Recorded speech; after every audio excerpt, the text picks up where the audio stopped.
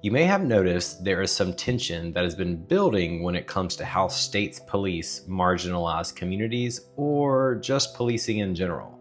Some are very much in favor of strict policing with the goal of ensuring public safety, but with strict policing, are we showing any intentional or unintentional racist tendencies?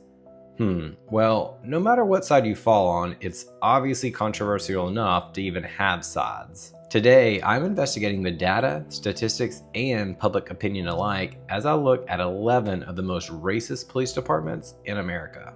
Number 11 is Washington, D.C. The Metropolitan Police Department in Washington has exhibited significant racial disparities in its policing practices, highlighting systemic issues within law enforcement. Data shows that Black residents are arrested at a per capita rate 7 times higher than white residents. Additionally, Black individuals are killed by police at a rate 13 times higher than their white counterparts. These disparities raise critical questions about fairness and justice in policing. Advocates for reform argue that these patterns are not isolated incidents but reflect broader structural inequalities. Factors such as aggressive patrolling in predominantly Black communities and the use of tactics like stop and frisk disproportionately impact communities of color. Such practices contribute to elevated arrest and fatality rates, suggesting a need for comprehensive review and reform. Number 10 is Chicago, Illinois. The Chicago Police Department has long faced criticism for its racial disparities in policing practices. Data reveals that Black residents are arrested at a per capita rate 4 times higher than white residents.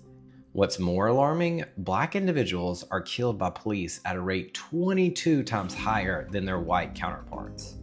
These stark differences underscore the deep-seated inequalities present in Chicago's law enforcement strategies and raise critical concerns about systemic bias. The disparities extend far beyond just arrests and fatalities. In fact, GPS data found that Black drivers are significantly more likely to be stopped by police, no matter where they are or where they're going.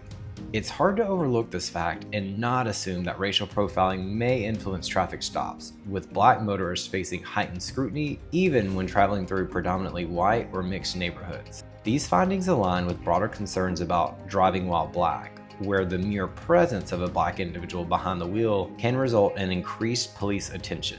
Critics argue that these practices contribute to a cycle of mistrust and fear between law enforcement and Black communities. Number 9 is New York City. This one is a bit different in that there have been accusations of anti-Semitism. New York is known as a mecca for American Jews, but the October 7th attack on Israel has highlighted America's own reckoning with anti-Semitism. While much of the focus on disparities has been on racial discrimination against Black and Hispanic communities, anti-Semitism has also been a concern. For example, during a series of pro-Palestinian protests in New York City, Jewish communities reported a lack of police intervention during acts of vandalism and intimidation against synagogues and Jewish-owned businesses. In some instances, Jewish residents expressed frustration over police inaction, claiming that calls for assistance were met with delayed or insufficient responses. Such incidents highlight the broader issue of selective policing and the potential for bias in law enforcement priorities. Number 8 is Ferguson, Missouri. The Ferguson Police Department came under intense national scrutiny following the 2014 shooting of Michael Brown. The incident sparked wide press protest and ignited a national conversation about racial bias in policing. In response, the U.S. Department of Justice launched an investigation into the city's practices, uncovering troubling disparities in how Black residents were policed compared to their white counterparts. The DOJ report revealed that Black motorists were more than twice as likely to be stopped and searched as white motorists, despite statistical evidence showing that Black drivers were less likely to possess contraband. This disparity suggested that traffic stops were not always based on probable cause, but rather influenced by racial profiling. The investigation also highlighted alarming use of force practices. A staggering 88% of documented use of force incidents involved Black individuals, even though they make up only 67% of Ferguson's population. This disproportionate use of force underscored concerns about systemic bias and aggressive policing tactics targeting Black residents. Number 7 is Milwaukee, Wisconsin. In Milwaukee, Black residents experience arrest rates that are several times higher than those of their white counterparts. The significant racial disparity points to deep-seated issues within the Milwaukee Police Department and raises concerns about potential racial profiling and biased policing practices. Despite the fact that Black individuals make up a relatively small percentage of the city's population, they are disproportionately arrested for both minor offenses and more serious crimes, contributing to a cycle of over-policing in predominantly Black neighborhoods. These practices not only increase arrests, but also foster strained relationships between the community and law enforcement. The disparities are even more alarming when looking at police killings. Black individuals in Milwaukee are killed by police at significantly higher rates than white individuals. This disproportionate use of force further exacerbates racial tensions and highlights the systemic problems within the department's policing strategies. Number 6 takes us out west to San Francisco, California. In San Francisco, immigrant and Hispanic communities face disproportionate targeting by law enforcement, with Hispanics being stopped, questioned, and arrested at higher rates than their white counterparts. Studies have shown that Hispanic residents are more likely to be subjected to immigration-related detentions, racial profiling, and other aggressive policing tactics. Despite making up a significant portion of the city's population, Hispanic individuals are disproportionately represented in arrests for minor offenses, often due to the perceived association between immigration status and criminality. These disparities are particularly concerning given the city's sanctuary policies, which aim to protect undocumented immigrants from federal immigration enforcement. However, the local police department's practices, including heightened surveillance and interactions with immigrants, undermine these protective measures, reinforcing feelings of fear and mistrust among immigrant communities. Number 5 is Memphis, Tennessee. The Memphis Police Department faced intense scrutiny following the tragic death of Tyree Nichols, a 29-year-old Black man who died after being brutally beaten by officers during a traffic stop in January of 2023. Nichols' death, which was captured on body camera footage, sparked widespread outrage and calls for justice, drawing attention to issues of police brutality and racial bias within the department. In response to the incident, a federal investigation was launched, revealing systemic problems within the Memphis Police Department, including patterns of excessive force, racial profiling, and a lack of accountability for officers' actions. The investigation underscored how these practices disproportionately impacted Black residents in Memphis. Sadly, number 4 actually keeps us in Tennessee. Nashville, also known as Music City, has less than a musical reputation when it comes to its policing.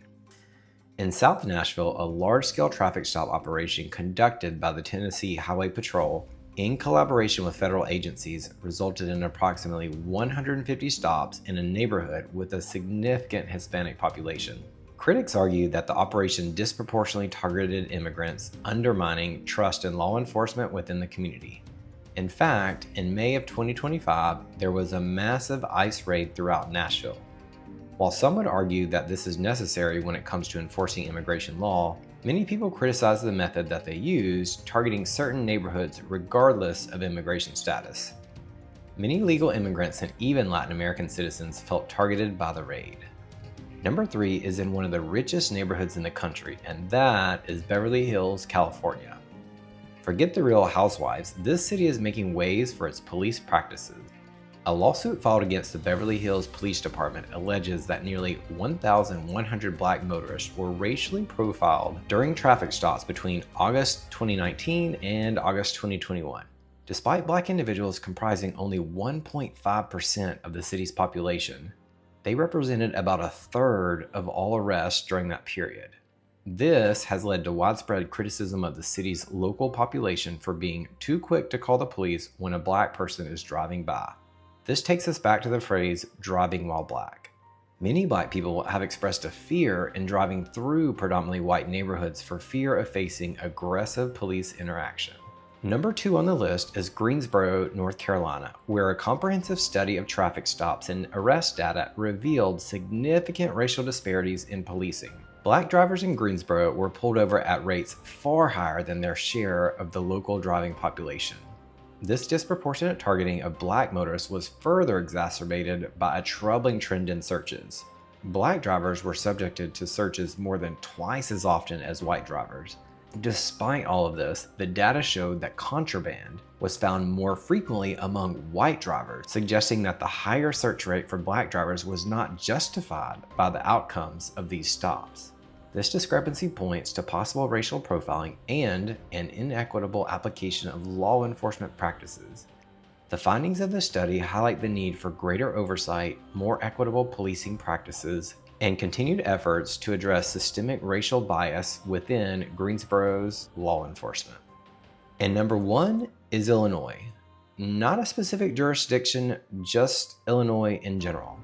An analysis of policing data across Illinois revealed significant racial disparities in multiple communities, highlighting systemic issues in policing practices. In Champaign, for example, black drivers were stopped at a rate 6 times higher than white drivers. This discrepancy points to a troubling pattern of over-policing in predominantly black neighborhoods. Similarly, in Springfield, black motorists were 5.7 times more likely to be stopped than white drivers, further indicating racial bias in law enforcement practices. These disparities suggest that black drivers are disproportionately targeted during traffic stops, regardless of the reason or severity of the stop. The findings raise important questions about racial profiling and the fairness of policing strategies across the state.